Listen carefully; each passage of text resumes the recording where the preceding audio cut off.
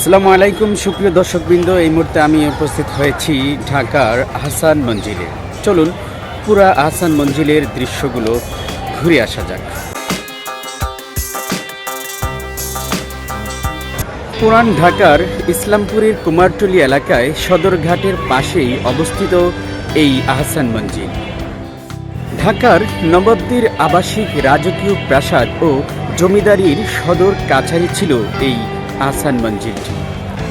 নওয়াব আব্দুল গনি 1859 খ্রিস্টাব্দে এই আহসান মঞ্জিলের নির্মাণ কাজ শুরু করেছিলেন এবং 1872 সালে এটির নির্মাণ কাজ সমাপ্ত হয়েছিল। নওয়াব আব্দুল গনি তিনি তার পুত্র খাজা আহসানুল্লাহর নামে এই আহসান মঞ্জিলটি নামকরণ করেছেন। বর্তমানে এই আহসান মঞ্জিলটি জাদুঘর হিসেবে ব্যবহৃত হচ্ছে।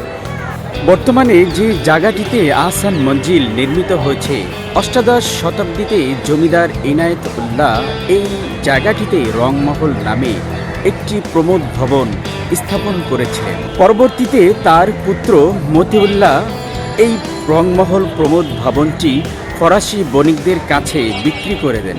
বাণিজ্য কুঠি হিসেবে দীর্ঘদিন পরিচালিত ছিল এই ভবনটি। 1830 খ্রিস্টাব্দে বেগমবাজারে বসবাসকারী নওয়াব আব্দুল গনির পিতা খাজা আলিমুল্লাহ এটি ক্রয় করে বসবাস শুরু করেছিলেন।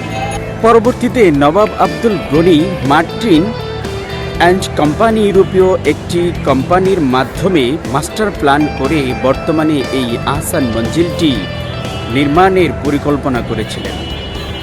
আর তখন থেকে নওয়াব আব্দুল গনি 1859 সালেই এই আহসান মঞ্জিলের নির্মাণ কাজ শুরু করেছিলেন।